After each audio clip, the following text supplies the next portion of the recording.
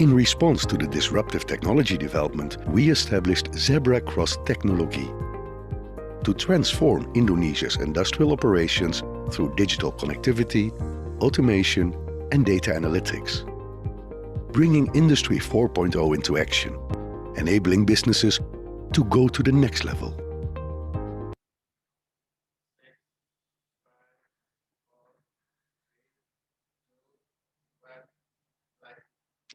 Assalamualaikum warahmatullahi wabarakatuh. Selamat siang dan selamat datang para peserta di IoT Talk. Saya Thalita Sabrina yang hari ini akan memandu IoT Talk hingga 1,5 jam ke depan.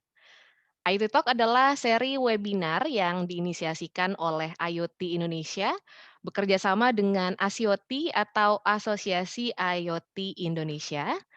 IoT Indonesia adalah sebuah pameran dan konferensi yang bertujuan untuk memperkenalkan potensi IoT bagi pertumbuhan industri dan fondasi Indonesia untuk kota-kota pintar dan infrastruktur serta fasilitas modern di masa depan. Jika Anda tertarik, Anda bisa langsung saja cek website kita di www.internetofthingsindonesia.com. Baik, supaya semangat saya ingin mengundang Anda untuk mengisi poll question yang akan ada di layar Anda sesaat lagi. Mohon Anda isi pertanyaan berikut. Konsep Smart Factory adalah salah satu bentuk terbaru yang mulai dilirik oleh sejumlah pelaku industri karena dapat mendorong kinerja pabrik menjadi semakin efisien sekaligus mendongkrak produktivitas. Seberapa familiarkah Anda dengan konsep Smart Factory? Yang pertama, sangat familiar karena Anda sudah menerapkan konsep ini dalam bisnis atau perusahaan Anda. B, cukup familiar karena Anda sudah mulai mempertimbangkan untuk menerapkannya di bisnis Anda. Atau yang C, tidak familiar karena Anda ingin mengetahui lebih jauh lagi mengenai konsep Smart Factory. Baik, mohon diisi pertanyaan berikut. Seberapa familiarkah Anda dengan konsep Smart Factory? Baik, poll ini akan saya tutup dengan hitungan mundur. 5, 4, 3, 2, 1. Baik, langsung kita tutup ya. Dan kita langsung saja lihat hasilnya. Ternyata ada 43% yang menjawab belum familiar karena ingin mengetahui lebih lanjut lagi mengenai konsep Smart Factory ini. Baik. Namun bisa disimak ya di IoT Talk hari ini hingga selesai untuk mengetahui lebih lanjut lagi mengenai konsep Smart Factory. Sebelum kita mulai, saya ingin mengucapkan terima kasih kepada ASIOTI selaku strategic partner dan juga sponsor kita hari ini, Zebra X atau Zebra Cross ya. Zebra Cross adalah sebuah perusahaan industrial IoT dan data analytics yang didirikan oleh Indika Energy Group dengan memadukan keahlian data analytics kelas dunia dan pengalaman serta kearifan lokal di sektor industri Indonesia. Zebra Cross hadir untuk menjembatani antara data dan bisnis impact di sektor industri melalui implementasi solusi teknologi IoT dan advanced analytics untuk meningkatkan kinerja operasional perusahaan Anda. Terima kasih untuk Zebra Cross yang telah mensponsori acara hari ini. Baik, tema IoT Talk kita hari ini adalah IoT for Smart Manufacturing, Optimizing Business Processes in an Evolving Manufacturing Factory. Saya ingin mengucapkan selamat datang kepada 3 speaker kita yang luar biasa. Yang pertama ada Bapak Firmansyah, selaku Kepala Subbidang Industri Tekstil, Kementerian Perindustrian Republik Indonesia. Yang kedua Bapak Edward Christian, selaku Data Science dan Data Engineering Lead Zebra Cross. Dan yang terakhir Bapak Shandy Jaya, selaku CEO Imagine. Dan sekarang saya ingin mengundang moderator kita hari ini, Mbak Vita Indah Maulani, selaku Sekjen ASIOTI. Selamat siang Mbak Vita. Aduh, tumben ya, tempatnya Selamat beda siang, Mbak hari ini. Thalita. Iya, hari ini kan lagi work from home, Work jadi from di rumah. home. Baik, thank you Mbak Vita ya, udah ada hari ini. Iya, sama-sama Mbak. Thank Sip, you, Thalita. sama-sama Mbak. Oke, sebelum kita mulai acara ini, saya ingin mengundang partisipan ya atau attendee hari ini yang ingin bertanya, jangan lupa cantumkan pertanyaan Anda dan juga ke siapa ditujukan pertanyaannya di fitur chat Anda di bawah Zoom webinar Anda ya. Langsung saja. Baik, Saya akan serahkan ke moderator kita hari ini, Mbak Vita. Waktu dan tempat saya persilahkan, Mbak. Terima kasih Talita untuk perkenalannya. Mungkin perkenalan lagi, perkenalkan nama saya Vita Indah Maulani dan saya akan memandu sebagai moderator ini. Sangat senang Asyoti bisa bekerja sama dengan IoT Indonesia. Dan ini udah kesekian kalinya kita bikin webinar sepanjang 2020 ini. Mudah-mudahan kami bisa terus membantu IoT Indonesia dalam menyediakan konten-konten dan data yang bermanfaat bagi IoT players di sini.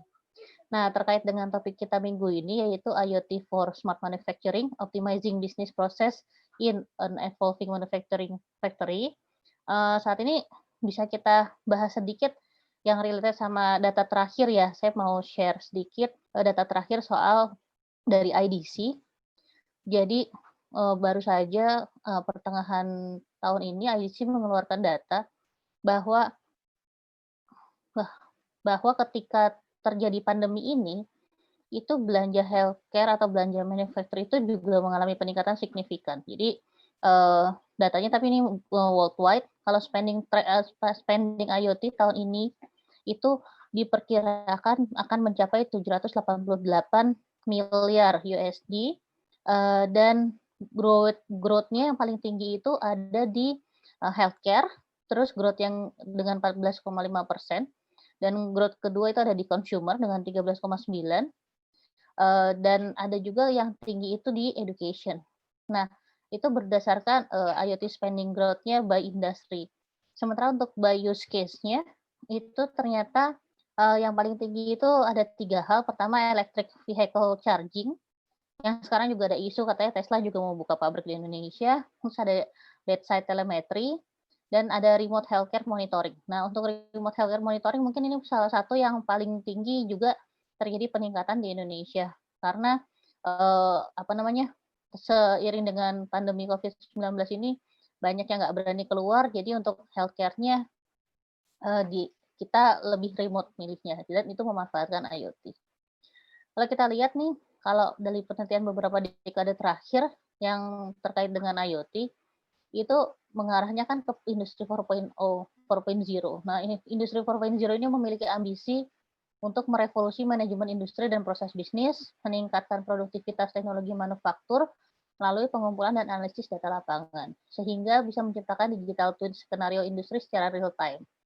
Selain itu, sangat penting juga bagi perusahaan untuk menjadi sepintar mungkin dan beradaptasi rantai pasokan digital yang beragam.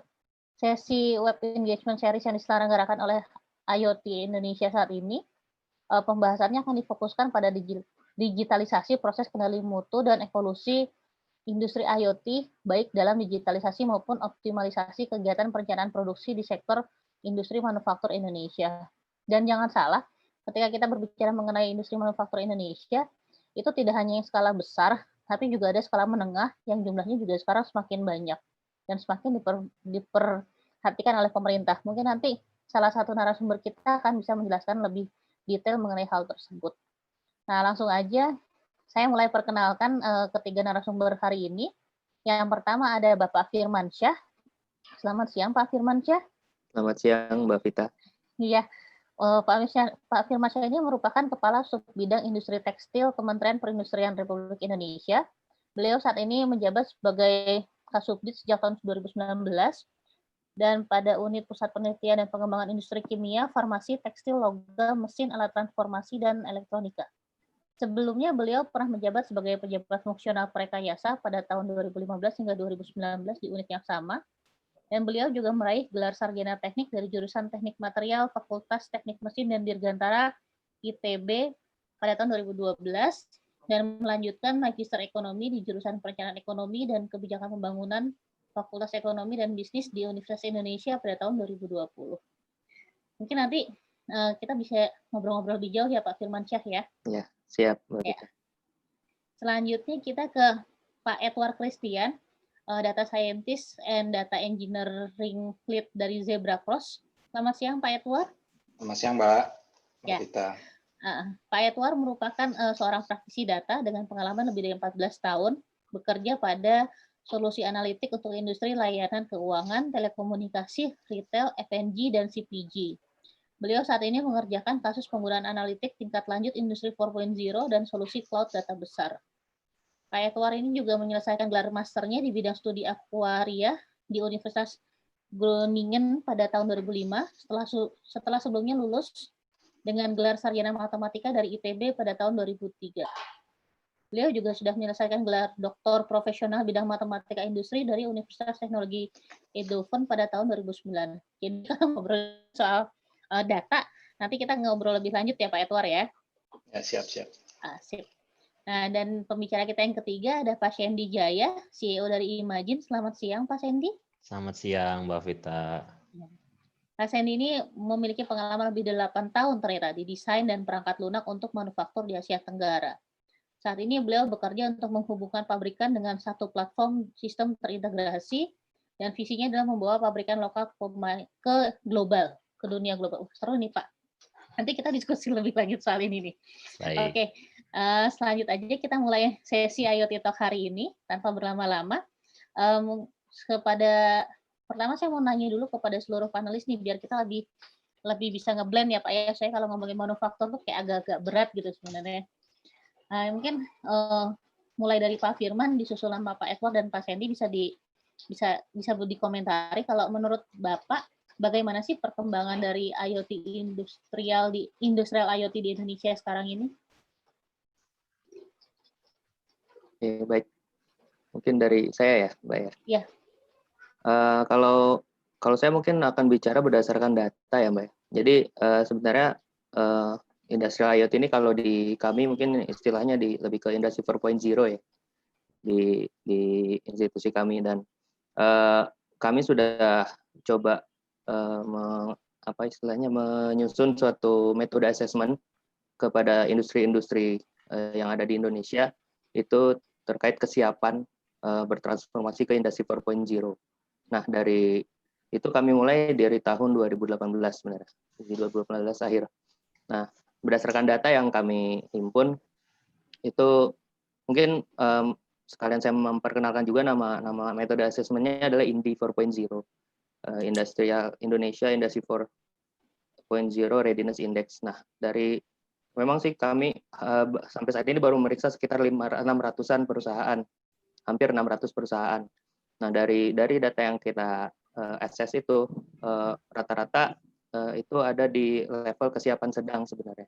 Jadi kalau misalnya ditanya bagaimana perkembangan industrial IoT, ya sebenarnya di Indonesia ini lebih segmented ya Mbak ya. Jadi memang ada beberapa perusahaan yang sudah maju, sudah siap dan sudah bertransform, tapi ada juga beberapa perusahaan yang masih memikirkan matang-matang apakah dia mau transform atau belum. Nah, mungkin nanti penjelasan lebih detailnya ada di penjelasan yang akan saya paparkan melalui slide saya. Ya, boleh nanti kita diskusi lebih lanjut ya Pak ya. Oke, selanjutnya ke Pak Edward mungkin Pak boleh di-share, dikit aja pendapat Bapak. Mungkin nambahin sedikit ya Mbak. Mungkin kalau saya lihat ke 10 tahun sebelumnya ya, di Eropa pun sebenarnya mereka mulai bergerak dari 3.0 Mbak ya. Jadi sebenarnya kalau dari sisi manufacturing data sudah di-capture cukup lama, tapi memang data untuk penyimpanan atau penggunaannya ke depan itu memang kurang maksimal ya. Nah, itu memang transisinya sebenarnya agak terlalu cepat menurut saya ya. Yang 3 aja belum dioptimal dari sisi data. Sekarang kita ada tambahan Internet of Things ya.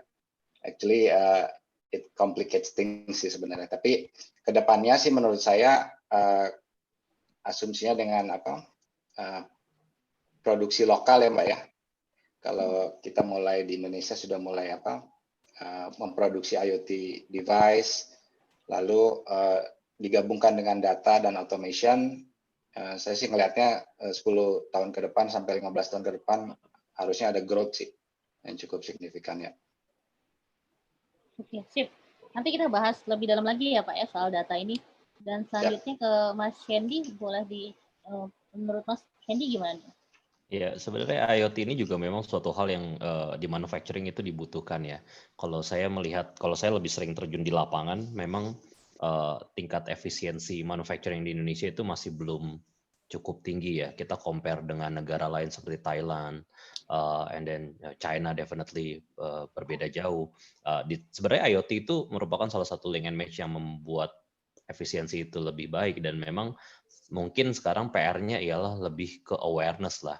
Mungkin karena manufacturing kan kompleks ya, kelihatannya wah complicated banget, and then ditambahin lagi IoT apa lagi itu gitu kan. Jadi sedangkan pemain-pemain yang IKM yang kecil-kecil itu baru mulai terjun di IKM, terus dengar hal ini menjadi lebih lebih panik gitu ya. Sedangkan sebenarnya mungkin kita harus kerjasama bersama dengan Kementerian gitu ya, untuk bisa bikin awareness yang fun, yang tidak ditakutkan gitu sih. Mungkin that's the point. Jadi pada kuncinya kita bikin dia ngomongin teknologi itu dengan lebih santai ya, lebih simple ya Mas. Betul. Ya. Okay. Ya, kalau gitu nanti aku akan sama Mas Yendi nih habis ini, tapi sebelumnya kita langsung ngulas satu-satu dulu. Mulai dari Pak Firman dulu ya Pak ya, boleh Pak? Silakan.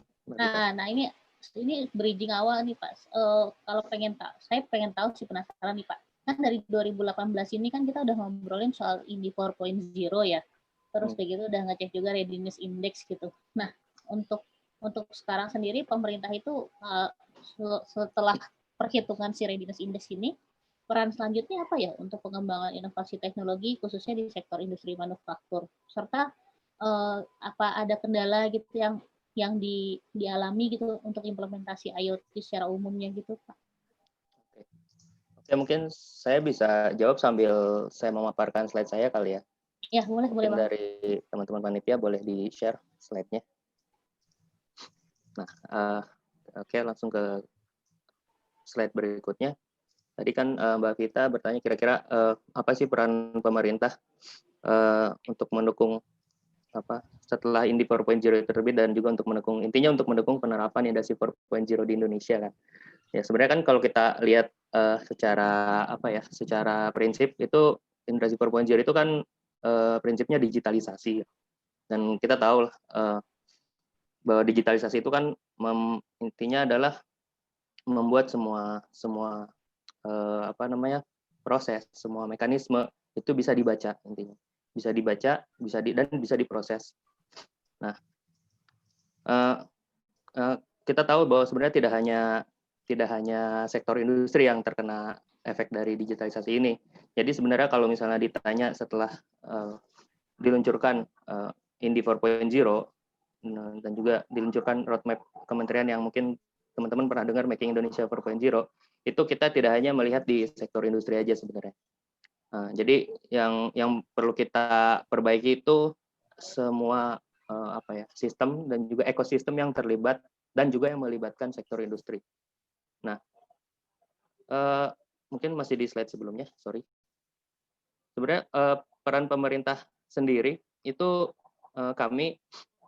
intinya sih kami ingin terus mendorong digitalisasi di Indonesia, tapi yang perlu kita waspadai adalah masih banyak kontra terutama dari perwakilan kaum pekerja yang blue collar, pekerja-pekerja lapangan seperti operator, admin, teknisi, yang mereka mengkhawatirkan akan tergantikan oleh digitalisasi ini. Tapi sebenarnya justru di sini kami sebagai pemerintah regulator melihat bahwa ada perbedaan mindset, ada perbedaan persepsi sebenarnya. Jadi kita berusaha untuk menanamkan bahwa digitalisasi itu bukan menggantikan manusia, tapi justru memanusiakan manusia. Karena sebenarnya dengan digitalisasi, peran manusia akan lebih sentral dan lebih strategis daripada harus mengerjakan sesuatu yang sifatnya monoton, sesuatu yang sifatnya berbahaya, dan juga memerlukan energi yang besar. Nah, sebenarnya sebelum Indie 4.0 kami sudah menginisiasi namanya peta jalan Making Indonesia 4.0. Nah, di situ berisi 4 aspirasi, kemudian awalnya ada 5 sektor industri prioritas untuk penerapan Industri 4.0, dan sekarang ditambah menjadi 7. Nah, 5 sektor itu adalah sektor industri tekstil, kemudian sektor industri elektronik, kemudian otomotif, kimia, dan juga makanan dan minuman, dan ditambah 2 lagi yaitu alkes, alat kesehatan, dan farmasi. Terutama khususnya untuk mendorong pemulihan ekonomi pasca COVID. Nah, mungkin di slide selanjutnya, next, boleh dilihat. Nah, dan tadi Mbak Vita bertanya masalah kendala juga ya. Sebenarnya di sini tantangan penerapan digitalisasi di Indonesia itu cukup berat, terutama untuk di Indonesia. Yang pertama, kita masih ada perbedaan mindset sebenarnya. Jadi masih banyak pelaku usaha yang memiliki mindset bahwa tanpa memanfaatkan teknologi digital pun usahanya masih tetap berjalan baik. Nah, hal tersebut yang sebenarnya agak menghambat juga semangat kita, semangat pemerintah, semangat para penggiat digitalisasi untuk memasyarakatkan digitalisasi di Indonesia. Kemudian yang kedua, adanya perbedaan persepsi. Seperti yang tadi saya singgung sebelumnya, bahwa di sini masih lebih banyak, terutama tenaga kerja, yang melihat bahwa digitalisasi itu menggantikan peran mereka. Padahal sebenarnya kami di sini memposisikan digitalisasi supaya untuk menjadikan tenaga kerja itu lebih manusiawi, dalam tanda kutip. Jadi justru di sini perbedaan persepsinya adalah pemerintah melihat bahwa digitalisasi itu memanusiakan manusia, tapi tenaga kerja yang mungkin belum tahu terlalu dalam melihat bahwa digitalisasi menggantikan manusia. Dan kendala selanjutnya adalah investasi. Nah, kita tahu bahwa mayoritas dari industri di Indonesia adalah IKM, industri kecil dan menengah, di mana kemampuan investasi, kemampuan finansial mereka tidak sebaik perusahaan-perusahaan besar yang ada di sini. Nah, berbeda halnya dengan IKM di luar negeri, contohnya di Jerman, IKM mereka sebenarnya mampu secara finansial dan mereka juga sudah bisa melihat peluang-peluang bisnis dan juga peluang rantai nilai yang bisa diterapkan digitalisasi. Nah, di kita di Indonesia itu masih belum semaju negara-negara tersebut. Jadi masih bisa dibilang bahwa keterbatasan dari segi finansial juga masih menjadi penghambat untuk memulai digitalisasi di Indonesia. Dan terakhir adalah SDM. Nah, itu tadi karena adanya perbedaan persepsi antara pekerja, jadi mereka juga belum terlalu tersentuh oleh skill-skill maupun penanaman-penanaman ilmu yang familiar dengan digitalisasi. Nah, di sini perlu diakui bahwa lulusan-lulusan vokasi di Indonesia, sekolah vokasi di Indonesia belum semuanya memiliki pemahaman maupun kemampuan digital yang tinggi. Jadi mereka masih bermain mainframe kurikulum yang lama, yang dimana mereka masih dididik menjadi operator maupun teknisi, yang sebenarnya harusnya peran-peran seperti itu sudah bisa lebih ditingkatkan. Nah, selanjutnya, next. Nah, tadi saya sudah bilang bahwa peran pemerintah, sekarang saya mau menambahkan lagi mengenai peran pemerintah. Sebenarnya tadi saya sudah sempat singgung mengenai Indie 4.0, mungkin bisa teman-teman lihat di sini bahwa Indie 4.0 itu adalah suatu standar acuan untuk mengukur seberapa siap perusahaan bertransformasi. Bukan seberapa 4.0 perusahaan itu, tapi seberapa siap perusahaan tersebut untuk mengadaptasi teknologi digital maupun industri 4.0. Nah, di sini ada 5 pilar sebenarnya yang kita lihat. Itu pertama manajemen dan organisasi. Ini berkaitan dengan komitmen manajemen. Nah, kemudian yang kedua adalah people and culture atau orang dan budaya. Di sini di Indonesia ini unik. Jadi yang terberat adalah di pilar ini sebenarnya. Maka dari itu di Indie 4.0 ini kami beri bobot yang paling besar di orang dan budaya. Di sini terkait dengan keberterimaan dari pekerja di industri maupun bagaimana mereka bisa mengadaptasi skill-skill baru atau mengupgrade skill-skill baru untuk mengimplementasikan digitalisasi di industrinya. Kemudian pilar selanjutnya adalah produk dan layanan. Pilar selanjutnya teknologi, dan terakhir adalah operasi pabrik. Nah, Indie 4.0 ini dibagi menjadi 5 indeks, 5 skor, mulai dari nilai 0 sampai 4,0. Nah, di sini bisa dilihat bahwa yang tertinggi adalah level 4, di mana di situ sudah sangat siap dan bahkan sudah bisa menerapkan beberapa teknologi digital. Kemudian di bawahnya level 3 itu di kesiapan matang, kemudian level 2 di kesiapan sedang, level 1 di kesiapan awal, dan di level 0 adalah belum siap sama sekali, sehingga memerlukan beberapa pendampingan. Nah, selanjutnya. Boleh di ini slide selanjutnya. Nah, oke. Nah, ini yang tadi saya bilang, saya berbicara data bahwa dari 575 perusahaan yang sudah kami akses mengenai Indie 4.0, bisa dilihat bahwa secara umum skor Indinya itu ada di rentang 1 sampai 2. 1 sampai 2, sekian. Nah, jadi bisa dibilang bahwa industri manufaktur di Indonesia sebenarnya masih dalam posisi kesiapan awal untuk bertransformasi menuju industri 4.0. Tapi kita tidak bisa melihat sebagai keseluruhannya ya, perlu dilihat masing-masing sektornya. Nah, jadi bisa dilihat dari sektor per sektor, itu di makanan minuman skor Indinya lumayan 2,31, tekstil 1,94 dan seterusnya ke bawah. Nah, di sini mungkin disclaimer yang perlu saya sampaikan adalah ini belum semua industri diakses karena ya kami sampai saat ini juga masih terus melakukan assessment pada semua industri. Jadi kami dibantu oleh para direktorat pembina. Jadi semua masing-masing melakukan assessment. Jadi tiap tahun akan bertambah pesertanya sehingga semakin terbaca kemampuan maupun kesiapan industri nasional Indonesia. Next. Nah, ini yang tadi saya bilang tentang Making Indonesia 4.0. Bisa dilihat bahwa di sini istilahnya kami mengharapkan bahwa dengan penerapan digitalisasi kita bisa mencapai menjadi negara 10 ekonomi terbesar di dunia pada tahun 2030. Itu masih aspirasi ya, bukan berarti ini harus karena ada beberapa faktor dan juga beberapa asumsi yang harus dipertimbangkan untuk mencapai itu semua.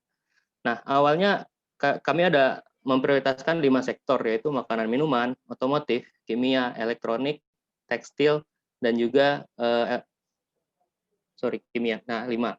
Nah, karena adanya pandemi COVID ini, maka kita menambah kembali 2 sektor lagi, yaitu sektor farmasi dan alkes. Nah, adapun strategi prioritas nasionalnya juga kita menentukan di dalam aspirasi ini tidak hanya di sektor industri, bisa dilihat bahwa 10 prioritas strategi itu terkait dengan logistik, yaitu contohnya perbaikan alur aliran material, kemudian terkait dengan kawasan industri, kemudian dengan sustainability, dan juga di sini ada pemberdayaan UMKM, kemudian membangun infrastruktur digital, menarik investasi asing, peningkatan SDM, pembentukan ekosistem inovasi, kemudian juga menerapkan insentif inovasi dan juga harmonisasi aturan dan kebijakan. Nah, ini semua sebenarnya tidak hanya tugas satu kementerian saja. Jadi di sini kami juga bersinergi dengan kementerian-kementerian lain untuk bisa mewujudkan 10 prioritas strategi ini sehingga pada akhirnya digitalisasi akan bisa diterapkan secara lebih sempurna. Nah, slide selanjutnya.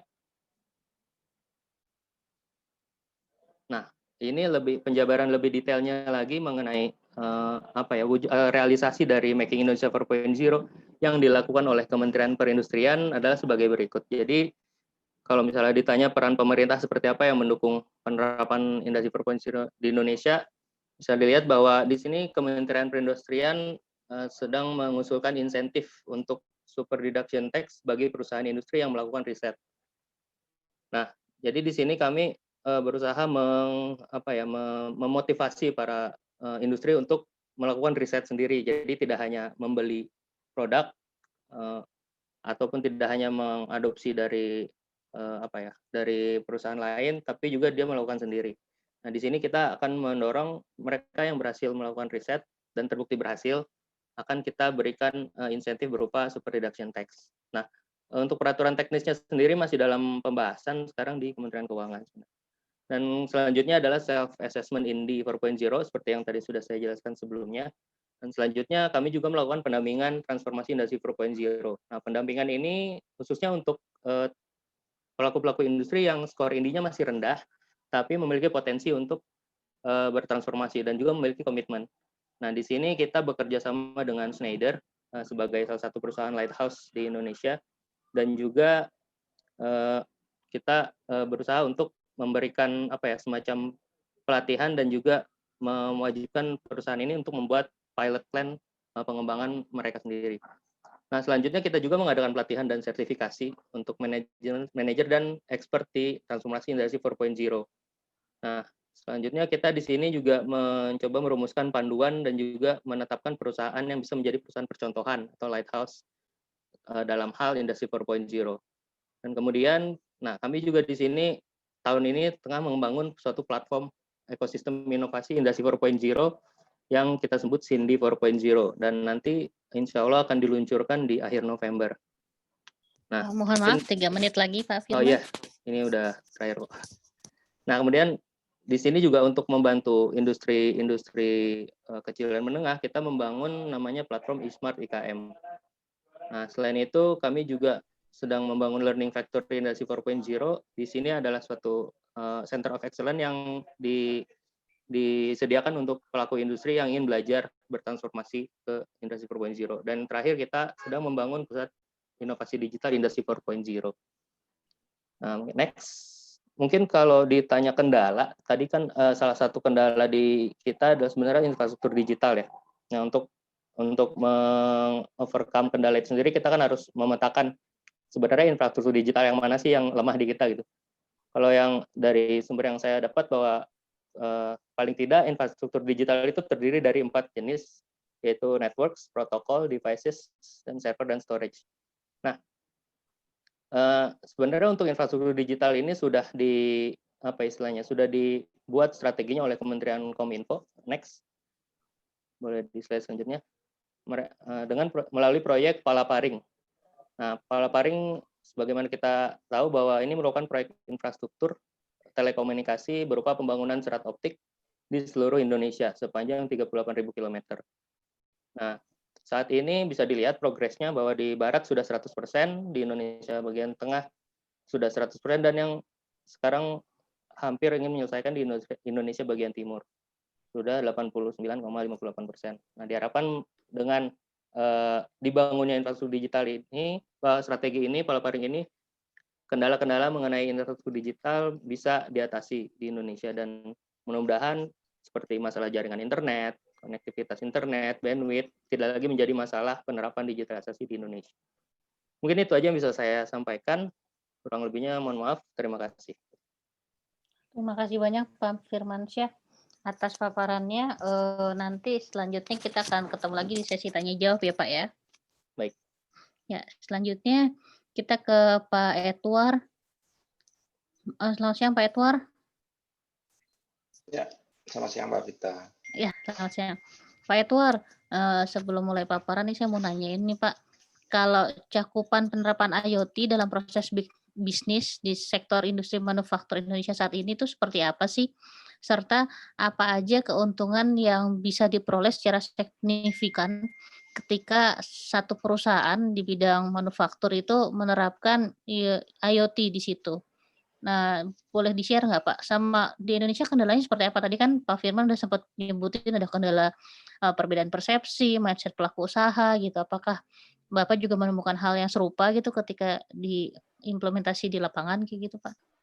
Ya, mungkin saya sedikit jawab dulu ya Mbak ya. Ya. Kalau dari sisi yang saya lihat sih memang salah satu masalah itu memang di data ya, data automation. Karena itu memang salah satu pain point lah untuk kebanyakan perusahaan atau industri ya. Jadi tidak tertutup di manufacturing saja, tapi juga untuk industri-industri lain ya, misalkan financial banking lah ya. Itu salah satu contoh industri yang 5 tahun terakhir ini baru mulai nih dengan digital transformasinya. Padahal kalau kita lihat 10 tahun ke belakang itu sudah banyak inisiatif, tapi mungkin timingnya belum pas ya, karena teknologinya mungkin kalau kita lihat sekarang ini big data atau cloud teknologi baru mulai nih sekarang. Jadi mungkin masalah timing saja sih.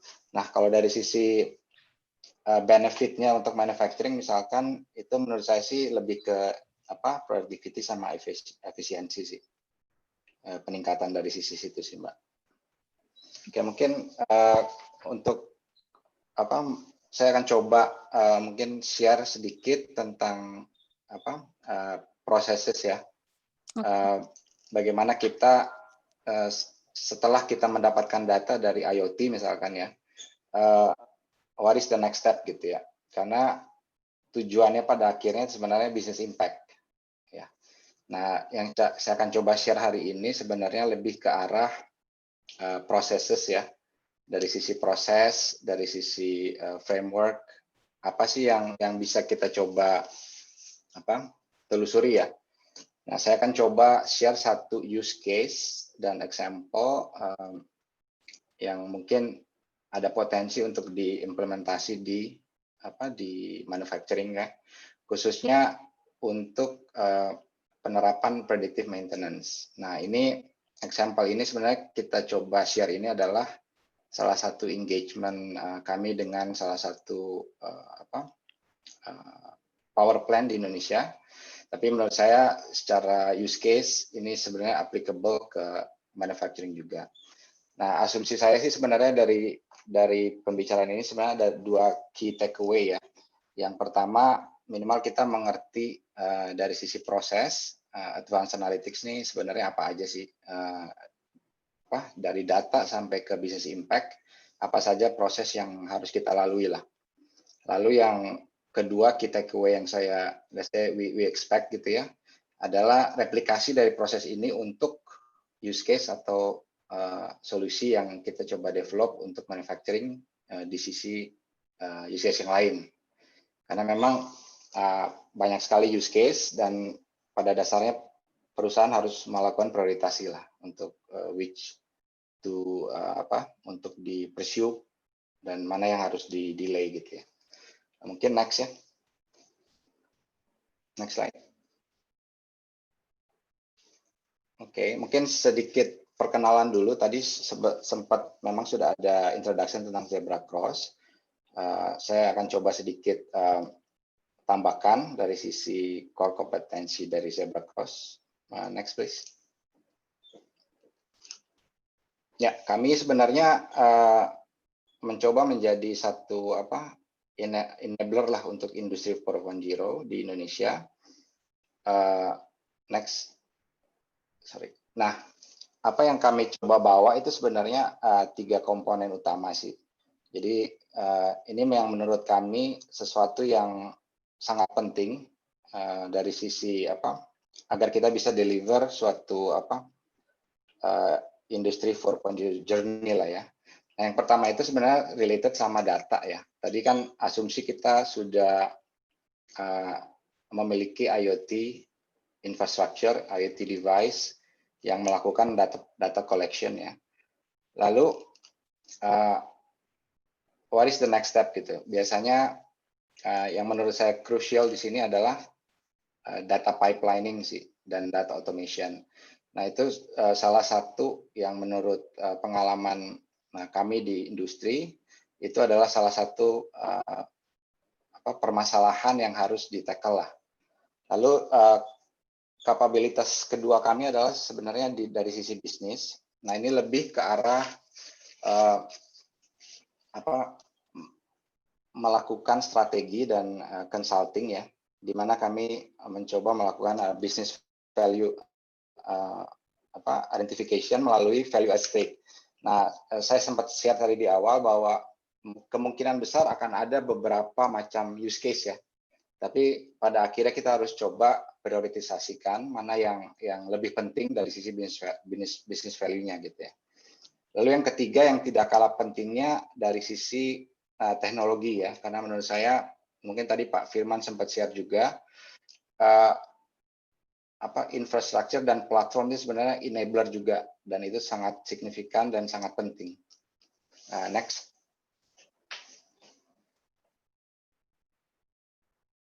Nah, kalau dari Zebra sendiri sebenarnya kita coba melakukan end-to-end solution ya, dengan goal yang pada akhirnya melakukan automation dari IoT device dengan IoT platformnya, lalu melakukan data processing dan analisis lah.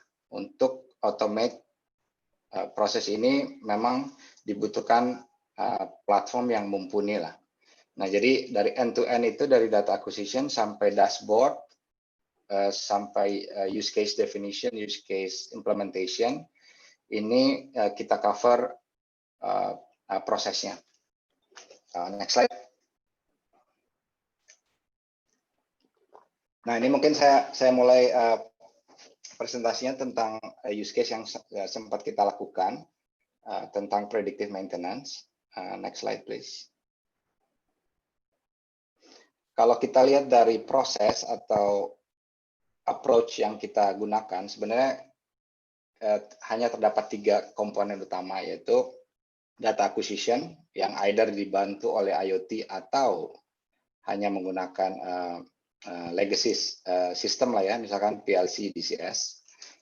Itu tetap harus ada data acquisition, lalu ada data processing untuk mengolah datanya tersebut. Nah, untuk advanced analytic masuk ke stage kedua, di mana kita mencoba menerapkan machine learning dan data transformation tadi yang sudah kita lakukan di proses 1. Lalu kita mencoba mendapatkan suatu modeling atau model yang bisa digunakan untuk improve lah dari sisi dari sisi misalkan kalau predictive maintenance berarti kita ingin mencoba mempredik misalkan kerusakan dari suatu aset misalkan. Nah, itu ada di tahap 2 di mana kita coba memodelkan perilaku tersebut. Lalu yang tidak kalah pentingnya sebenarnya proses ketiga. Nah, ini approach yang ketiga sebenarnya visualization.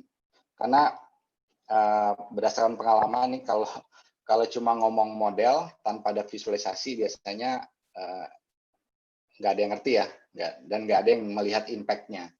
Nah, memang di tahap terakhir sebenarnya visualization dan decision making ini sebenarnya key-nya sebenarnya dari sisi advanced analytic approach ya. Next slide please. Nah, ini saya mau coba sedikit bahas tentang step pertama yang kita lakukan ya, begitu kita mendefinisikan suatu permasalahan atau solusi yang kita ingin solve ya. Nah, untuk predictive maintenance ini sebenarnya kalau di sisi sebelah kiri ini lebih ke arah processes ya, di mana data yang dibutuhkan, lalu ada data transformasi apa yang dibutuhkan, lalu tipe solusi yang bisa kita tawarkan. Nah, itu sebenarnya contohnya adalah condition based maintenance dan yang keduanya adalah predictive maintenance. Lalu apa sih sebenarnya key benefit dari predictive maintenance? Sebenarnya ada 3 ya yang kita bisa coba list down. Yang pertama adalah improve dari planning dan strategi.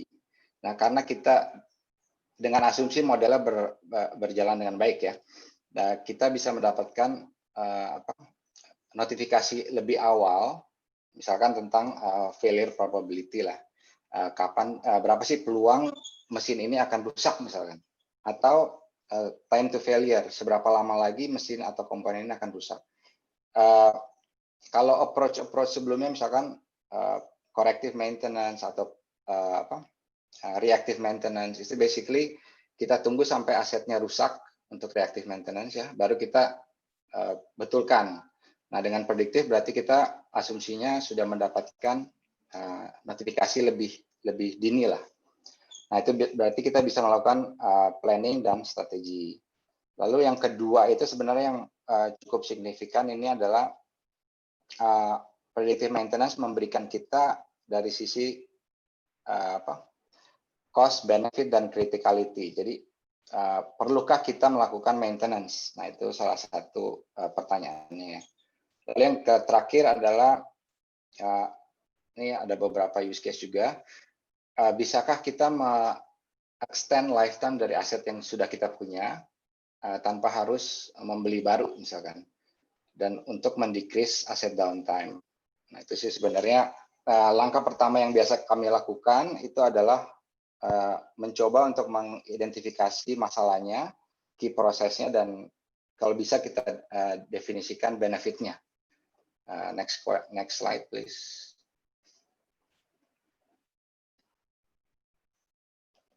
Nah, ini lebih ke contoh use case yang tadi yang saya sempat share di awal. Jadi ini memang kondisinya di sebuah power plant batubara ya, di mana salah satu aset yang kita coba fokuskan adalah cooling tower. Nah, cooling tower ini sebenarnya yang kita coba lebih fokuskan lagi adalah kipasnya. Nah, karena memang ada beberapa kali masukan bahwa telah terjadi beberapa kali frequent failure lah. Nah, setelah kita coba telusuri, biasanya langkah berikutnya ini adalah kita harus coba interogasi lah ya, dari sisi data, dari sisi model, dari sisi deployment lah. Nah, biasanya kita sudah memiliki beberapa framework ya, yang kita bilang framework ini apa sih typical question yang biasa kita tanyakan sebelum kita melakukan analytics lah. Nah, apakah kita memiliki data kerusakan misalkan, apakah itu dicatat, apakah itu disimpan di database, apakah breakdown itu dicatat di level aset, apakah di level komponen misalkan. Nah, itu adalah beberapa contoh pertanyaannya ya. Gimana kualitas datanya, apakah banyak yang missing atau banyak outlier.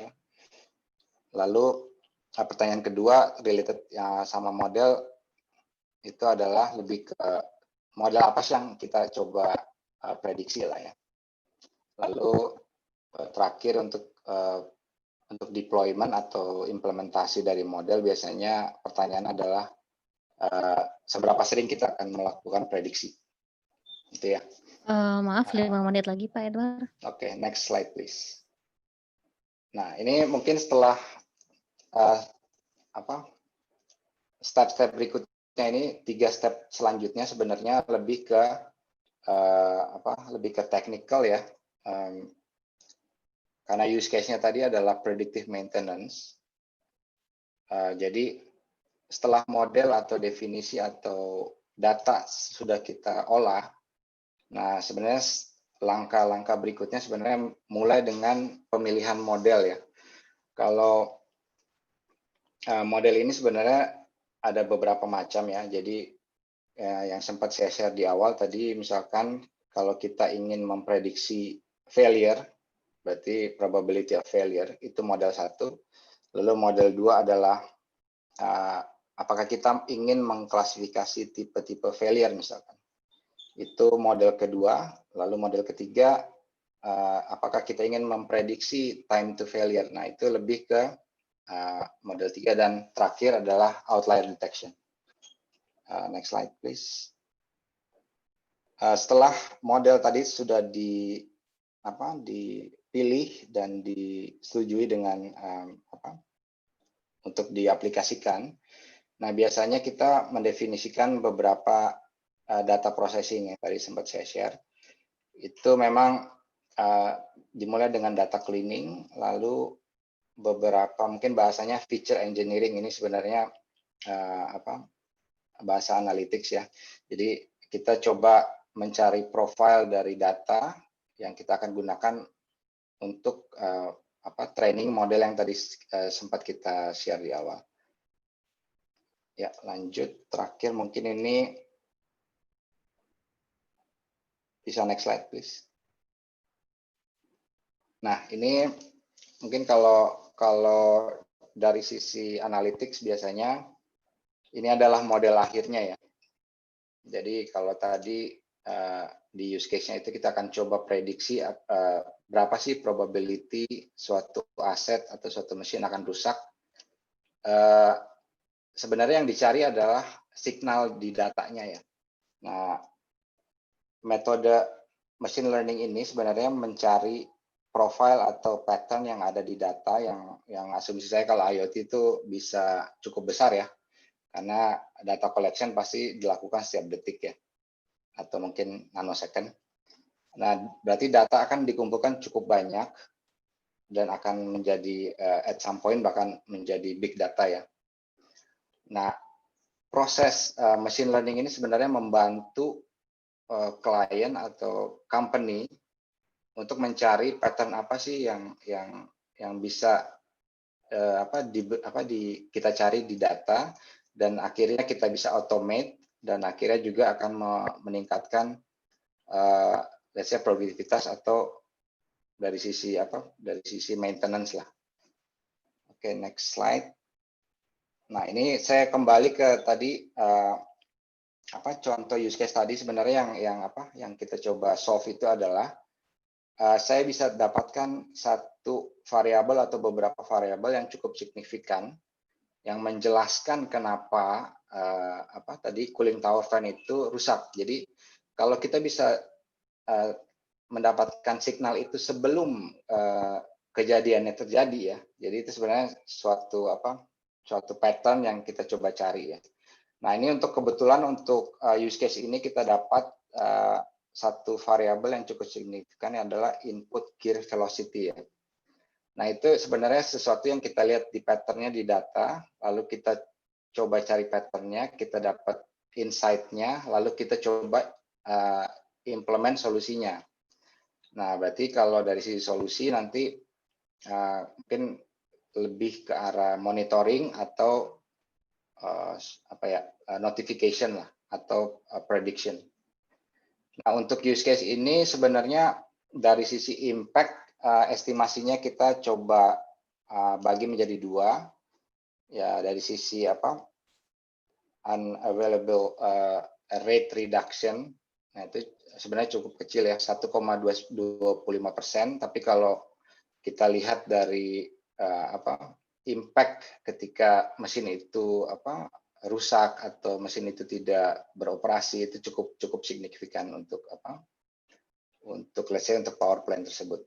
Lalu business impact kedua sebenarnya lebih ke reduction dari spare part direct purchase ya, karena kita sebenarnya sudah tahu in advance kira-kira kapan dengan probability tertentu aset tersebut akan rusak. Jadi pada dasarnya sebenarnya better planning lah. Gitu. Jadi kalau saya bisa summary-kan, tadi yang saya sempat share di awal, ada gap antara data dan business impact. Sebenarnya lebih ke arah data processing, analytics, dan automation lah. Itu something that sebenarnya industri 3.0 sudah lakukan, tapi bahkan Indonesia pun sebenarnya belum maksimal lah untuk melakukan itu. Tapi dengan industri 4.0, dengan ada IoT, mungkin at least dari sisi data acquisition kita sudah checklist lah ya. Asumsi semua itu automated dan pipeline bisa kita otomasikan sampai ke business impact. Ya, terima kasih sih. Sebenarnya saya cukup sampai sini. Ya, terima kasih banyak Pak Edward. Menarik sekali mengenai data analisis dan kebutuhannya di manufaktur. Selanjutnya kita ke pembicara selanjutnya kepada Pak Shandy. Selamat sore Pak. Selamat sore Mbak. Udah siap ya Pak ya? Nih saya mau nanya nih, kalau sinergi nih Pak, sinergi industri IoT dengan sistem yang sudah ada, karena kan biasanya kalau di manufaktur kan memang udah ada sistem yang berjalan ya, itu seperti gimana sih, terus udah gitu untuk pendukungnya satu sama lain seperti apa Pak? Apakah harus ganti semua mesin-mesinnya atau IoT bisa dimasukkan ke dalam situ seperti itu? Bisa dijabarkan lebih jauh Pak? Baik, basically sebenarnya yang tadi Pak Edward sudah paparkan merupakan menurut saya itu suatu hal yang sangat menarik ya. Di Indonesia sendiri industri 3.0 tadi Pak Edward juga bilang sebenarnya juga belum optimal. Terus kita sekarang moving forward ke industri 4.0. Tapi in between untuk ke arah industri 4.0 sebenarnya tidak sesusah itu. Tadi kan Mbak Vita bilang apakah perlu ganti mesin? Tidak juga, karena sekarang ini sudah banyak mesin-mesin yang sebenarnya ready ke industri 4.0. Dari beberapa tipikal kontrol mesin pun mereka juga sudah ready ke sana. Tinggal bagaimana kita memecahkan permasalahan yang ada di manufacturing menjadi suatu sistem yang juga bisa meningkatkan produktivitas dan efisiensi gitu. Aku mungkin mau jelaskan sedikit tentang apa yang kita lakukan ya so far ya. Boleh Pak, silakan. Baik. Oke, Imagine, nama saya Cendi dari Imagine. Imagine merupakan at the moment merupakan manufacturing hub di Indonesia. Kita mengconnect IKM yang bergerak di manufacturing dengan rekanan pemilik brand owner B2B yang ingin membuat suatu manufaktur di Indonesia. Next. So dari tadi masih ngomongin tentang IoT, tapi saya mau menjelaskan sedikit tentang manufacturing-nya sendiri di Indonesia itu seperti apa. industri manufacturing industri itu merupakan salah satu kontributor GDP terbesar di Indonesia. Jadi saya yakin teman-teman attendee yang ada datang di sini merupakan entusias IoT atau startup atau memang sudah pelaku bisnis di sana. Dan sebenarnya manufacturing merupakan tempat yang tepat untuk kita melakukan sesuatu karena banyak sekali terjadi permasalahan di manufacturing yang bisa diselesaikan dengan menggunakan IoT. Kalau kita lihat sebenarnya dari industri manufaktur itu pendapatan negara itu kurang lebih 215 billion US dollar, di mana merupakan salah satu yang terbesar di Asia Tenggara. Unfortunately, dikarenakan banyak juga ketidakefisiensian, lalu kurangnya exposure dari IKM, dan juga supply chain yang kurang efektif, itu 37% project itu keluar ke negara lain such as China, Vietnam, Thailand, dan juga yang mereka lebih ready terhadap manufacturing itu sendiri. So jadi di sini Imagine sebenarnya ingin membantu IKM yang ingin maju, mempunyai global standard, sehingga mendapatkan pekerjaan-pekerjaan yang lebih cepat dari brand owner. Next. Oke, di sini sebenarnya kalau kita lihat dari data McKinsey, tadi Pak Firman sudah jelaskan di tahun 2030 targetnya ialah top 10 manufacturers. Nah, ini dari report dari Deloitte, actually Indonesia itu akan menjadi top 15 di 2023 sebagai negara manufacturing hubs untuk dunia. Kalau kita lihat data yang sebelumnya, historical data, di tahun 2013, itu Indonesia sudah menempatkan juara 1 di Asia Tenggara, kurang lebih 61 billion di manufacturing. Itu terdiri dari chemical, motor vehicle components, and then transport, electrical machinery, rubber, dan lain-lain. Jadi memang manufaktur di Indonesia itu memang merupakan suatu hal yang harus kita sama-sama tingkatkan supaya juga membuat negara kita lebih baik. Next. Nah, ini ada kesempatan sebenarnya dengan kita lihat bahwa supply chain yang dari China, salah satu negara manufaktur terkuat, sedang melemah. Dan ini ditangkap oleh beberapa negara. Yang paling terkena dampaknya ialah Vietnam. Di China itu minus 3.1% dari 2014 ke 2017, sedangkan di Vietnam itu naik 2,2%. Di Indonesia masih belum terlalu dapat impact banyak, tapi masih kebagian. Oleh karena itu, kalau kita lihat recently pemerintah sedang aktif ya untuk menarik investor masuk ke dalam Indonesia untuk membuat suatu buat plan manufacturing, dan juga kita kalau kita lihat sebenarnya pada saat ini cukup berhasil ada komitmen dari manufacturing luar sebesar 38 billion yang kemungkinan akan dibuat di Majalengka atau di sektor baru yang di luar dari kawasan Jababeka dan sekitarnya. Oke, next. Nah, di sini ialah challenge-nya. Tadi Pak Edward jelaskan tentang OEE menyelesaikan tentang predictive maintenance. Itu suatu hal kalau menurut saya sangat berguna di lapangan, karena biasanya ya manufacturers itu ada masalah baru cari obatnya. Tapi dengan adanya IoT, kita bisa satu step ahead. Udah kelihatan gejalanya mau sakit, ya diobatin dulu supaya jangan sampai cause the problems. Karena pada saat manufacturing berjalan itu satu mesin yang stop akan impact-nya, loss-nya tuh banyak banget. That's the reason sebenarnya dibutuhkan banyak sekali IoT. Selain dari predictive maintenance, sebenarnya salah satu yang umum digunakan di manufacturing ialah OEE. OEE itu merupakan overall equipment effectiveness. Biasanya yang dihitung itu sebenarnya availability, lalu performance, dan juga biasanya quality. Jadi OEE itu mengecek beberapa hal dari misalnya mesinnya itu nyala atau enggak, lalu performance-nya itu maksimum atau enggak. Baru setelah itu baru ngomongin quality. Nah, di sini kita bisa lihat sebenarnya di sini proses manufacturing workflow untuk manufacturing pembuatan tools. tools itu kurang lebih mold dan dice. IoT itu bisa bantu di mana? Kalau kita lihat sebenarnya saya tandanya nggak keluar di sini. Oke, kalau kita lihat sebenarnya dari desain itu sudah bisa connect ke IoT. Bagaimana caranya? Pada umumnya desainer itu biasanya ya itu dari masih kalau di Indonesia itu masih banyak R&D dan product design itu dari luar negeri. Nah, dari desain itu sebenarnya kita bisa langsung connect ke IoT dengan menggunakan 3D printing. Nah, di situ engineering yang ada di Indonesia actually bisa ngelihat di print bendanya, and then dilihat benda yang akan mau diproduksi secara besar di Indonesia. Nah, di situ peranan IoT mengkonekkan antara desain dan juga data lewat email dari sehingga menjadi suatu barang yang bisa dilihat. Nah, lalu setelah itu baru dipersiapkan tool desainnya.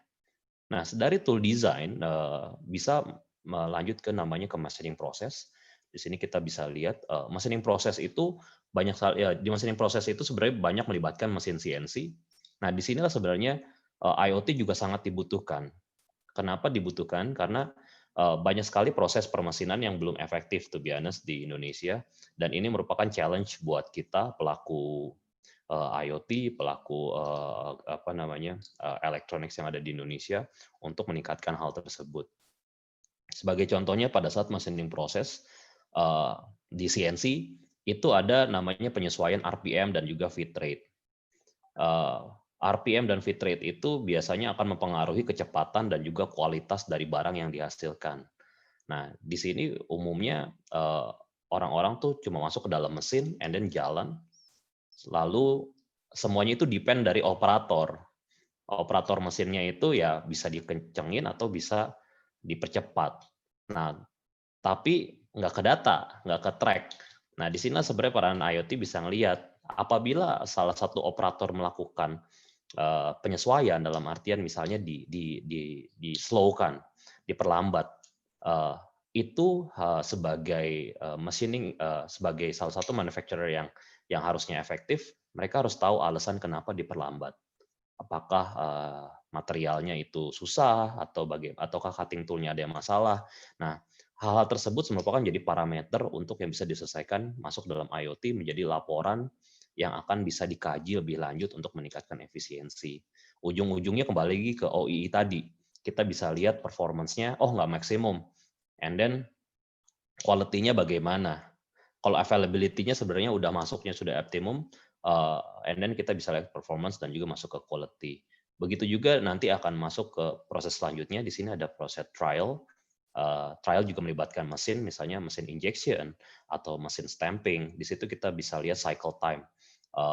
Misalnya di injection per shot-nya itu berapa detik, lalu berapa kali shot untuk mendapatkan trial yang baik. Lalu and then quality up sampai ke nanti produknya ready untuk siap di mass productions. Jadi actually sangat banyak sekali sensor yang dibutuhkan, lalu juga sistem yang dibutuhkan untuk membuat efektivitas dari proses manufacturing di Indonesia. Next. Nah, di Imagine sebenarnya salah satu yang kita ingin bantu ialah karena kami juga tahu bahwa tidak semua manufacturers di Indonesia familiar dengan hal tersebut. Oleh karena itu kita membantu para pelaku bisnis yang ingin menciptakan produk. Begitu juga teman-teman yang ada di IoT sini yang membuat device sendiri bisa menghubungi kami. Kami bisa membantu membuatkan either casing kalian atau membuatkan peralatan yang sesuai dengan kebutuhan kalian dengan memilih manufacturing yang dibutuhkan, lalu upload data, proses manufacturing, lalu setelah itu akan bisa melihat progres manufacturing itu sampai di mana. Saat ini kami sudah menggunakan beberapa device simple untuk bisa mengecek manufacturing progress untuk availability dan juga proses dan juga quality, sehingga kita bisa lihat traction dari manufacturing proses yang sedang terjadi sampai ke delivery item. Dan itu merupakan salah satu challenge yang kita sedang lakukan untuk mentransform manufacturing yang ada di Indonesia. Lalu next. So ini yang akan kita di sini ini yang akan kita jalan. Ini yang sudah kita jalankan sehingga bisa dilihat progress manufacturing itu sampai mana itu secara real time dan juga online, and then bisa lihat kapan delivery.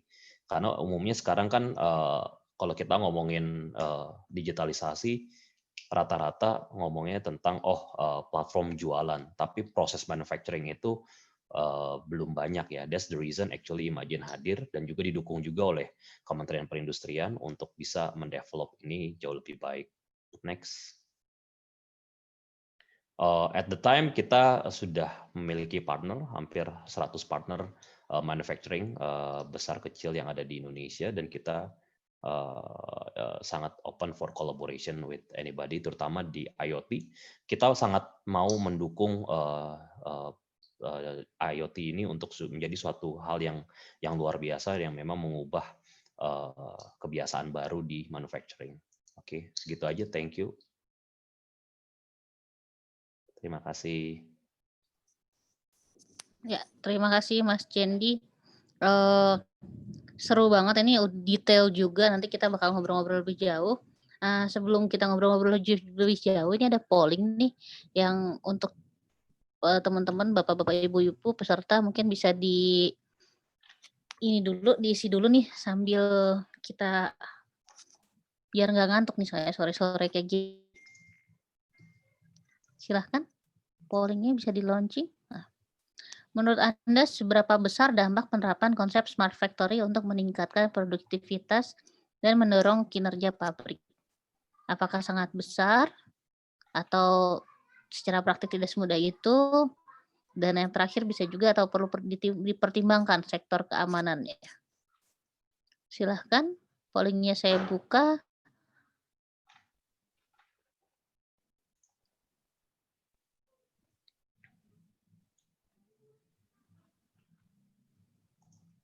Polling akan saya tutup dalam waktu 5, 4, 3, 2, 1. Ya, polling ditutup.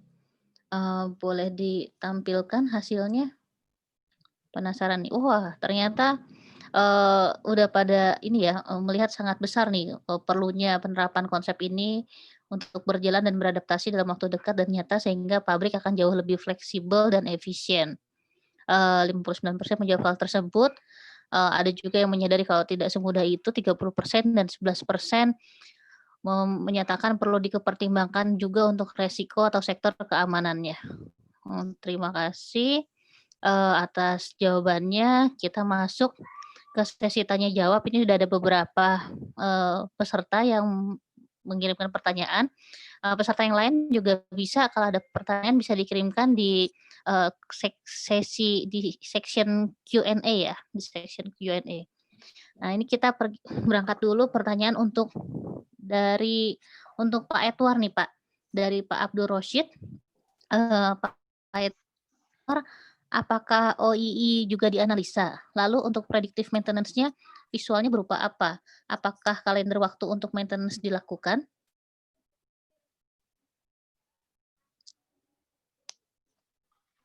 Mungkin Pak Edward bisa jawab dulu, nanti baru saya ke pertanyaannya selanjutnya. Ya, mungkin tadi yang saya tangkap tentang OII ya. Nah, itu memang yang sempat tadi Mas Cendi sempat share juga, dan beberapa memang itu salah satu key metrics yang kita coba coba tangkap dan visualize juga sih. Karena memang pada dasarnya sih pada akhirnya adalah produktivitas ya, throughput ya. Kalau itu salah satu throughput, uptime, downtime, dan time between lah. Itu basically yang bisa yang penting untuk di track ya.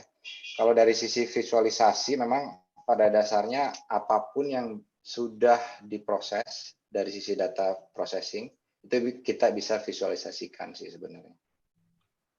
Itu saya cover dua pertanyaan itu ya. Anything I miss ya. Oke, cukup Pak. Terus ini ke Pak Cendi, apakah ada perusahaan jasa konstruksi yang sudah memakai teknologi IoT? Apakah boleh di-share learn implementasinya? Sebenarnya gini, kalau kita ngomongin IoT itu bisa applicable tuh ke mana saja ya. Kalau kita ngomongin even jasa konstruksi pun pasti banyak device juga yang bisa digunakan untuk mengecek apakah barang-barang tersebut juga safe. Itu salah satunya safety record. Lalu structure itu tentang kekuatan benda yang dipasang. Sebenarnya, to be honest, saya tidak ahli di konstruksi. Saya lebih di manufacturing, terutama di otomotif dan juga electronics. Tapi yang saya tangkap ini IoT ini sangat lebar sebenarnya. Tidak hanya bergerak di manufacturing yang mass production saja, tapi bisa diimplementasikan tuh vertical dan juga horizontal. Jadi ya kurang lebih seperti itu Pak. Tadi mungkin dari sisi structure, dari sisi deteksi itu bisa diimplementasikan untuk menggunakan IoT. Oke, sip. Terima kasih Pak Cendi. Tadi itu pertanyaan dari Pak Boma Sijabat. Selanjutnya nih ada satu pertanyaan untuk Pak Firman dan Pak Edward nih dari Bapak Ricci Rama. Jika kita memiliki program IoT atau solusi IoT, apakah perlu dipatenkan hakinya atau hanya pengguna saja? Mungkin lebih ke Pak Firman nih. Soal haki gimana nih Pak? Oke, baik. Sebenarnya kalau haki kembali ya ke yang diklaimnya apa gitu. Apakah program itu memang genuine buatan sendiri dan memang belum ada di tempat lain? Dan kalau memang belum ada di tempat lain, apa bedanya gitu? Kalau misalnya sudah bisa diklaim bahwa itu merupakan inovasi yang belum ada, ya bisa diajukan hakinya. Tapi kalau ternyata hanya sebagai user saja, user dari suatu inovasi yang ditemukan oleh orang lain, ya nggak bisa gitu. Jadi memang kalau hak ini kembali ke prinsip inovasinya sih, apakah inovasi itu sudah digunakan atau belum. Nah itu yang harus ngecek adalah inventornya. Seperti itu. Jadi dilihat dulu ya Pak ya, genuine atau tidak ya, baru didaftarkan kepada haki. Oke, sip. Untuk selanjutnya ini dari Bu Asti untuk Pak Edward nih Pak. Manufaktur adalah salah satu industri yang paling terkena dampak dari pandemi COVID-19 ini.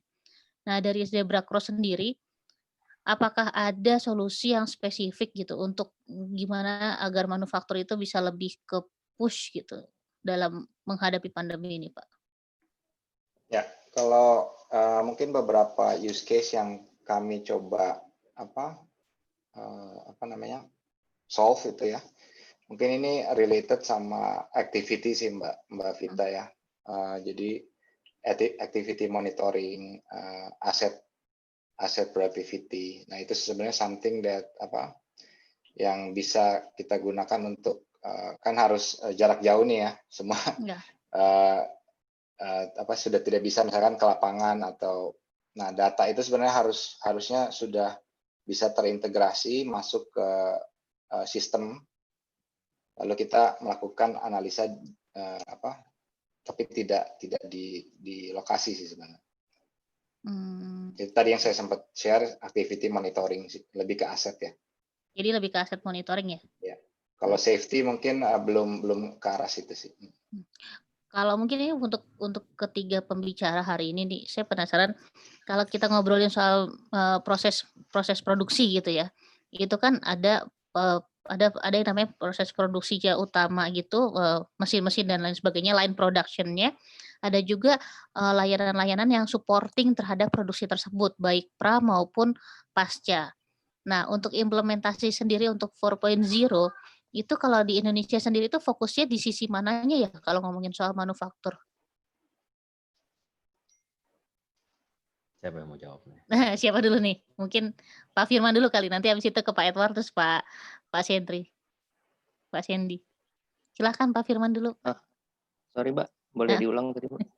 Jadi gini kan kalau di industri 4.0, kalau sekarang ngomongin soal manufaktur itu kan, manufaktur itu kan ada bagian produksinya, line produksinya, terus ada juga yang pre-production sama post production gitu kan. Ketika kita berbicara soal implementasi industri 4.0 di Indonesia, itu yang menjadi fokus itu di lini yang mananya gitu?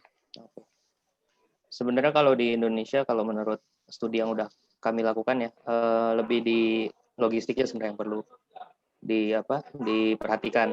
Karena kalau di lini produksinya sudah banyak success story yang dengan mudah bisa diadaptasi gitu ya.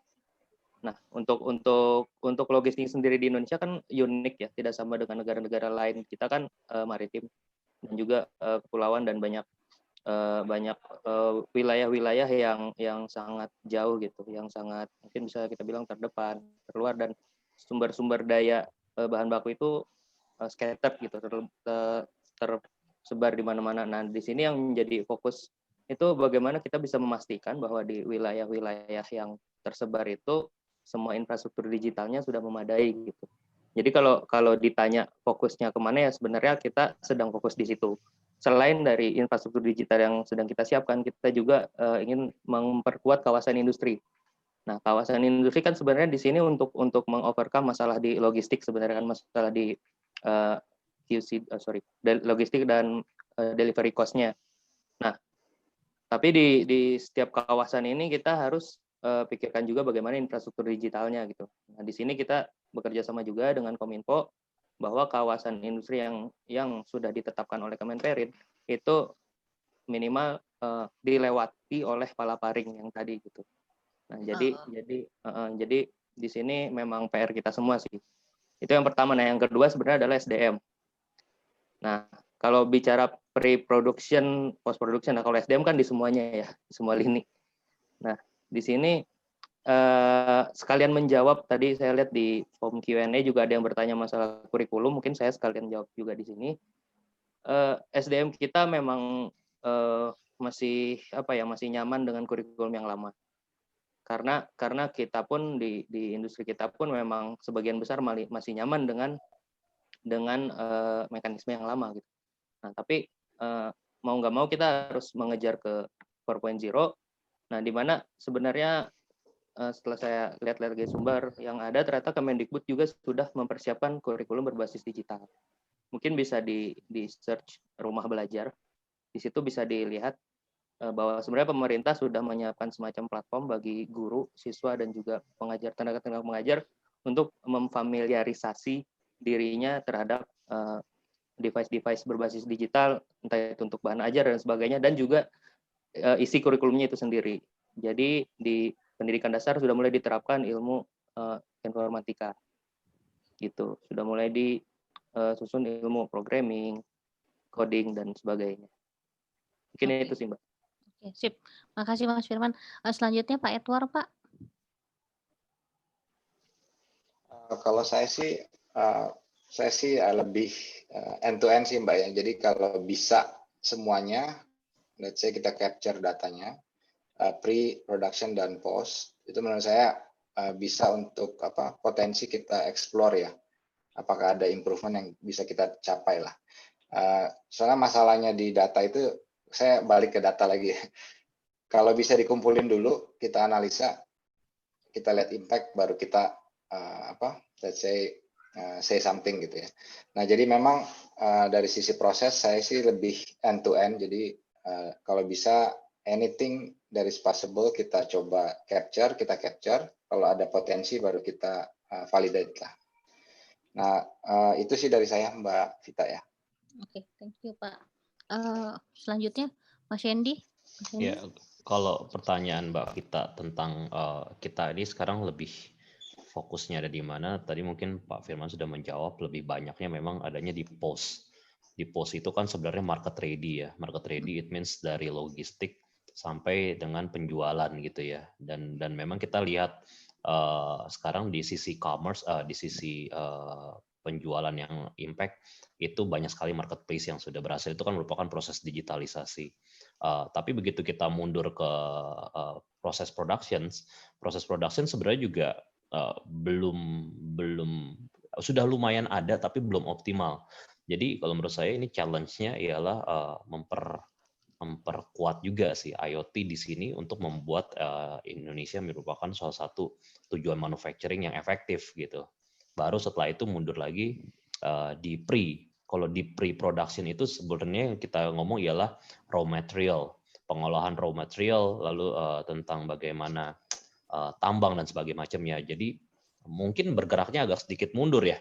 Jadi tapi di sisi lain ya saya pikir kalau bisa meratakan semuanya, kita bekerja bersama merupakan kita bisa succeed di situ.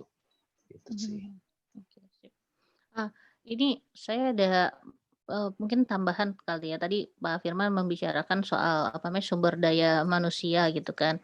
Ini juga selain dari Kemendikbud, sebenarnya dari Kemenaker juga sudah mengeluarkan kemarin sudah menerbitkan SKKNI bidang IoT dan bidang artificial intelligence. Mungkin bisa apa namanya, itu yang kalau tadi kan yang Kemendikbud yang dasar-dasarnya untuk programming dan lain sebagainya. Sementara untuk, upgrading untuk skill untuk tenaga ahli itu ada di SKKNI, itu nomor untuk artificial intelligence itu SKKNI nomor 299 tahun 2020, sementara untuk yang bidang IoT itu nomor 300 tahun 2020. Terus sedikit info aja, terus ini ada pertanyaan terakhir ini untuk Pak Edward nih. Ada 2 pertanyaan Pak Edward, dari Abu Hafiz.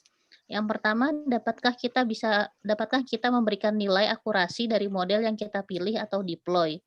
Dan pertanyaan yang kedua, apakah ada uji siklus terhadap model yang di-deploy untuk change suatu model atau nunggu alatnya di-download dulu, lalu masalah baru muncul?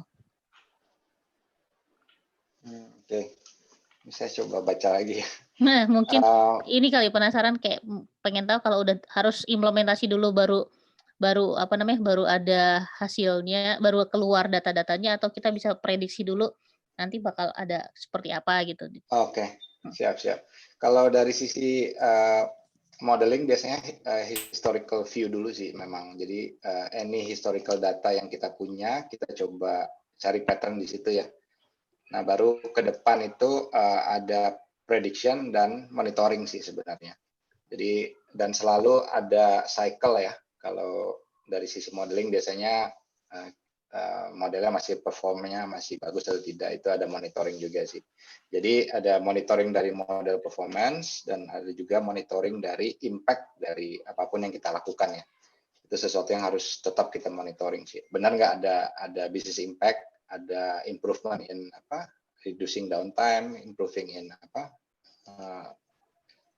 improving uptime gitu misalkan. Itu harus di-track sih. Itu bisa kelihatannya setelah berapa lama ya Pak ya periodenya, atau misalnya hitungan bulan atau tahun seperti itu? Nah, ini tergantung juga ya.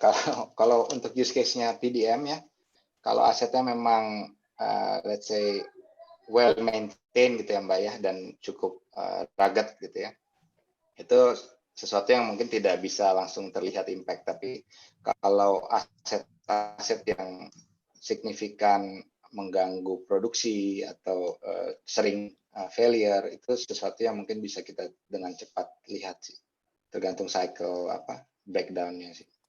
Oh, sip kalau gitu. Oke, terima kasih banyak semuanya Bapak-bapak pembicara hari ini. Kayaknya ini udah habis nih waktu Q&A-nya, nanti mungkin bisa dilanjutkan di lain waktu. Selanjutnya ini ada polling terakhir, bisa ditampilkan. Apakah Anda akan menerapkan konsep smart factory pada bisnis manufaktur Anda? Silahkan di-submit jawabannya.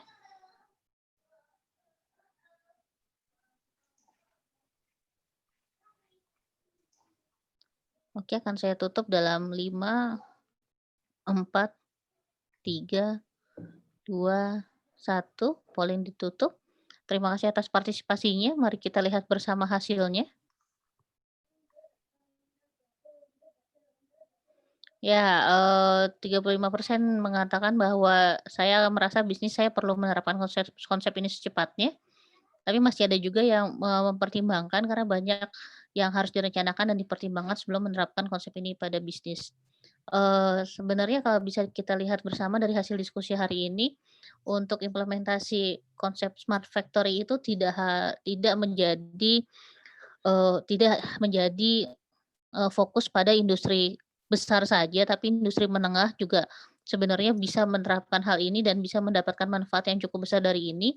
Tadi juga sudah dijelaskan oleh pembicara, khususnya oleh Pak Sandy tadi bagaimana IKM itu bisa terbantu dengan penerapan ini gitu, dan bagaimana kita pentingnya kemampuan untuk mengolah data yang tadi juga diulas lebih jauh oleh Pak Edward, sehingga proses bisnis itu dapat berjalan lebih lancar dan lebih efisien, mulai dari sisi pre pre-production, production, hingga post-production.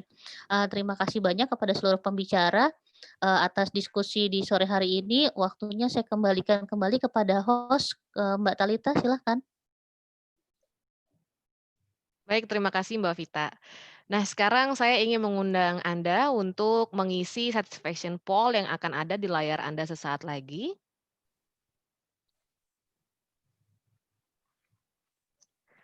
Baik teman-teman, Bapak Ibu sekalian, mohon diisi pertanyaan berikut. Pertanyaan ini adalah untuk tim IoT Indonesia bisa mengimprove lagi konten-konten IoT Talk di episode-episode berikutnya. Pertanyaan pertama, my overall experience of today's session bagaimana? Yang pertama, exceeded expectation Bapak Ibu. Yang kedua, met expectation. Yang ketiga, below expectation. Pertanyaan selanjutnya, I found today's content on IoT for smart manufacturing, optimizing business processes in an evolving manufacturing factory. Bagaimana sesi hari ini? Yang pertama, sangat relevan sekali dengan bisnis Bapak Ibu. Yang kedua, very insightful, ya, provided Bapak Ibu dengan new perspective. Yang kedua, maksud kami yang ketiga, too advanced for my business, we are still exploring. Dan yang terakhir, too basic for me, I was looking out for deeper content. Dan pertanyaan selanjutnya, how likely am I to recommend the session to my colleague? Dari skala 1 hingga 10, kira-kira berapa yang akan Bapak Ibu rekomendasikan untuk rekan-rekan Bapak Ibu? 1 tidak sama sekali atau 10, sesi ini sangat-sangat rekomendasi untuk rekan-rekan Bapak Ibu sekalian. Mohon diisi pertanyaan berikut. Sekali lagi untuk tim IoT Indonesia dapat mengimprove konten-konten kami di IoT Talk berikutnya.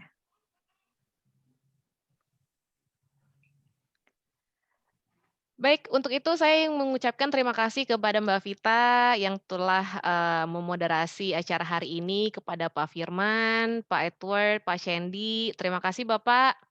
Mudah-mudahan kita ketemu lagi di kesempatan berikutnya ya Pak. Dan hari ini semoga sesinya bermanfaat untuk teman-teman semua, khususnya di sektor manufaktur. Saya juga jadi dapat ilmu Pak tentang smart factory ya Pak ya. Terima kasih Bapak. Mbak Vita juga terima kasih. Ya, terima kasih semuanya. Terima kasih. Terima kasih Pak. Sehat-sehat selalu, jaga kesehatan. Thank you. Mohon Baik. izin saya live duluan ya. Oke, Mbak Vita, siap.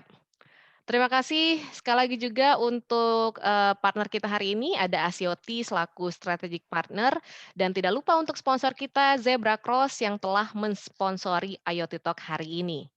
Terima kasih untuk seluruh peserta yang telah bergabung. Jangan lupa untuk pertanyaan yang belum terjawab, Anda bisa langsung saja join di community kami, Interchange. Anda bisa scan QR Code yang akan ada di akhir acara, atau bisa simak juga recorded video kami di website kami www.internetofthingsindonesia.com untuk simak video hari ini ya.